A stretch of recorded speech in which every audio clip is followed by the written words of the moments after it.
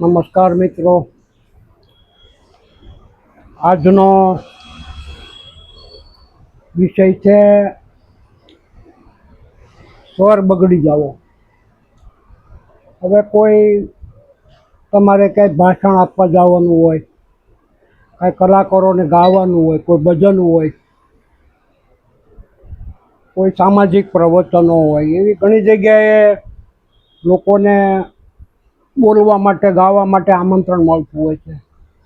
પણ વચ્ચે કાંઈક ગળામાં તકલીફ થઈ જાય તો નથી ગાઈ શકાતું, નથી પ્રવચન આપી શકાતું, કાં ગળું કોરું થઈ જાય છે અથવા તો કફ ગળાનો સુકાઈ જાય છે. એવા મારી પાસે કલાકારો પણ આવેલા છે કે ભાઈ ગળું સુકાઈ જાય છે, તો એમને માટે હું એક વિડીયો મૂકું છું. અને ન ગાતા હોય, ન પ્રવચન આપતા હોય, ન કોઈ કોમેન્ટ કરવા જતા હોય, છતાં પણ જો તમને તકલીફ હોય તો બીજા પણ લઈ શકે. એવું નથી ખાલી કલાકારો લઈ શકે, હરેક માણસ લઈ શકે.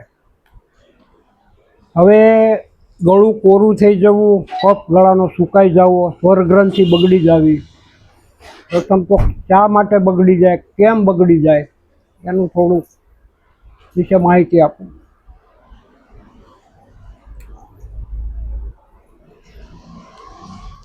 અતિ ખાટું ખાવું, અતિ ખારું ખાવું, અતિશય સોપારી પૂરું ખાવું, કપૂર ખાવાથી અવાજ બગડી જાય. કપૂર ખાવામાં આવી જાય વધારે કોઈ પદાર્થો સાથે તો ગળું બગડી જવાની સંભાવના છે. એટલે કપૂર ખાવું પણ બહુ ન ખાવું, વિશેષ માત્રામાં ન ખાવું. ઉજાગરા કરવાથી પણ વાતવાયુ કોપી જાય તો પણ ગળું બગડી જાય, એને વાત પ્રકોપ કહેવાય. ફેફસા બગડી જાય કફ થવાથી અથવા તો પિત્ત પ્રકોપ થવાથી, તો પણ અવાજ નથી નીકળતો, અવાજમાં કાંઈ તકલીફ થાય છે.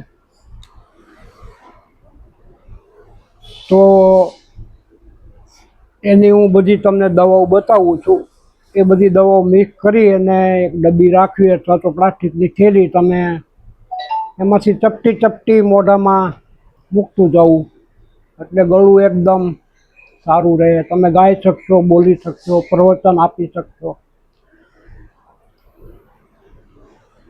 તો કોલિંજન આવે. કોલિંજન બિહારના પ્રાંતમાં થાય છે. હળદર જેવી ગાંઠો હોય છે, સુગંધી હોય છે. એ અથાણામાં પણ વાપરી શકાય. અથાણું બગડે નહીં ને અથાણું અતિ સુગંધિત થાય. એ કોલિંજનનો પાવડર પણ મળે ને આખી એની ગાંઠિયું પણ મળે. તો 10 ગ્રામ જેઠીમધ, 10 ગ્રામ જેઠીમધનો પાવડર નહીં લેવાનો, જેઠીમધનો શીરો લેવાનો. એની કાંડી આવે કાળા કલરની, શીરો તૈયાર મળે છે, એનો પાવડર કરવો. પછી આમળાનો પાવડર 10 ગ્રામ છે. ત્રિકટુ છે, સૂંઠ, મરી અને પીપર, એને ત્રિકટુ કહેવાય. એમાં 10 ગ્રામ ત્રિકટુ લેવાનું છે. ત્રણેય અલગ અલગ 10-10 ગ્રામ નથી લેવાના. ત્રિકટુ 10 ગ્રામ, બરાબર. પુષ્કર મૂળ 5 ગ્રામ, એલચી 5 ગ્રામ ખોફા કાઢી નાખેલી, અને હરડે 5 ગ્રામ, બરાબર. આ બધું મિક્સ કરી દેવાનું. ગળાની કોઈ પણ તકલીફ હોય ગાવામાં, બોલવામાં, તો એ તકલીફો સારી થઈ જશે. ક્યારેક મારી પાસે ગાવાવાળા ઘણી વાર આવીને આ પાવડર લખાવી ગયા છે, તો મેં એનું રિઝલ્ટ એમને મને કીધું બહુ સારું આવ્યું છે મિત્રો. તો તમે પણ આ પાવડર બનાવી અને ઉપયોગ કરશો તો તમારા ગળાની ગાવામાં, બોલવામાં તમારી તકલીફો દૂર થઈ જાય. નમસ્કાર મિત્રો.